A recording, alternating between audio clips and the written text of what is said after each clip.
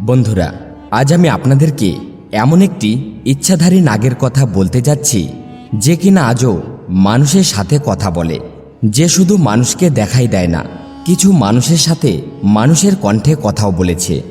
আসলে বন্ধুরা, রাজস্থানের জয়পুর থেকে 70 কিলোমিটার দূরে একটি গ্রাম রয়েছে। সেই গ্রামের মহেশ নামের এক বাসিন্দা, তিনি নিজে নাগ দেবতার সাথে কথা বলেছেন। বন্ধুরা, কোনো এক সময়ে এখানে স্বর্ণকারদের গ্রাম ছিল। সময়ের সাথে সাথে গ্রামটি ধ্বংস হয়ে যায়। মানুষ বাড়িঘর ছেড়ে শহরের দিকে চলে যায়। গ্রামে একটি কুয়ো ছিল, যা এখন মাটি দিয়ে ভরে গেছে। সেই কুয়োর পাশে একটি ইচ্ছাধারী নাগ বাস করত, যে কিনা মানুষের কণ্ঠে কথাও বলতো। যে ব্যক্তির সাথে এই ঘটনাটি ঘটেছিল, ওই ব্যক্তি নাগ দেবতাকে দেখতে 10 দিন বনে কাটিয়েছিল। মহেশজি বলেন, সেই দিন ছিল নাগ পঞ্চমীর দিন। তাই আমি ভাবলাম আজ আমি নাগ দেবতার পূজা করব। তাই আমি সকালবেলা দুধ নিয়েছিলাম এবং পূজার জন্য ধূপকাঠি ও অন্যান্য পূজার সামগ্রী নিয়েছিলাম, কারণ গ্রামে শুধু সকালবেলায় দুধ পাওয়া যেত।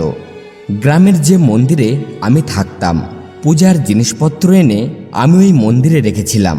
কিন্তু মন্দিরের পুরোহিত নাগ দেবতার জন্য আনা দুধ থেকে চা তৈরি করে খেয়ে নেয়, যার ফলে দুধ শেষ হয়ে যায়। পুজোর সময় হলে দেখলাম পাত্রে এক ফোঁটাও দুধ নেই। এখন কি করব? এরপর আমি দুধের বদলে একটি পাত্রে জল নিই আর পুজোর সামগ্রী নিয়ে চলে যাই। যখন আমি পুজো সেরে সেই স্থানে পৌঁছাই, তখন আমি দুধের বদলে জলের পাত্র রেখে বলি, হে নাগ দেবতা, আপনার নামে আনা দুধ তো মহারাজ খেয়ে নিয়েছে, আপনি জলকে দুধ মনে করবেন।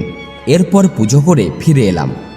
সন্ধ্যায় নাগ দেবতা ওই মন্দিরে এসে পৌঁছায় আর পুরোহিতকে আক্রমণ করে। পুরোহিত বুঝতেই পারছিল না যে এইসব তার সাথে কি হচ্ছে। তিনি ভেবেই নিয়েছিলেন আজ তাকে সাপে কামড় দেবে।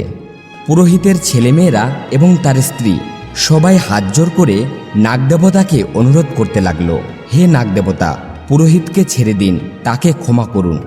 তার সন্তানরা বলে, হে নাগ দেবতা, আমাদের পিতাকে ছেড়ে দিন, আমাদেরকে দংশন করুন। শিশুদের কান্নায় নাগ দেবতার ক্রোধ শান্ত হয়। তখন পুরোহিত বললেন, আমাকে ক্ষমা করুন নাগ দেবতা, আমি প্রতি বছর নাগপঞ্চমীর দিনে আমি আপনাকে দুধ নিবেদন করব এবং আপনার পুজো করব। সেই থেকে আজ অবধি প্রতি বছর নাগপঞ্চমীতে দূর দূরান্ত থেকে মানুষরা আসেন আর এই স্থানে পুজো অর্চনা করেন।